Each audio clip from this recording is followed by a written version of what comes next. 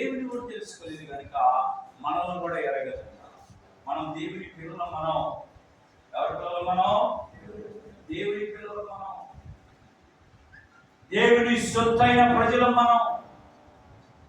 కనుక ఆయన ఎరగని వాళ్ళు ఎవరైనా ఉంటే ఆయన తెలుసుకోవాలి, ఆయన సృజించిన దేవుణ్ణి తెలుసుకోవాలి. చాలా మంది ఇంకా తెలుసుకోవాలి కదా, చాలా మంది ఇంకా తెలుసుకోలేదు. చాలా ఆ నిజమైన దేవుడిని తెలుసుకోలేదు ఇంకా చాలా మంది.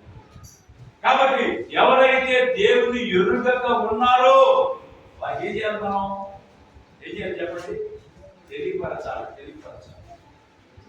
మనం తెలుసుకోవాలి, దేవుని గురించి తెలియపరచాల్సినటువంటి వారమై ఉన్నాం. తెలియపరచకపోతే నశించిపోతున్నారు అనేక మంది లోకంలో నశించిపోతున్నారు ప్రియులారా. కాబట్టి మనము తెలియపరచవలసినటువంటి వారమై ఉన్నాం. మూడో విషయం ఏంటంటే కనికరము చూపని వారు ఉన్నారు. ఎవరున్నారు ఈ లోకంలో? ఎవరున్నారు కనికరము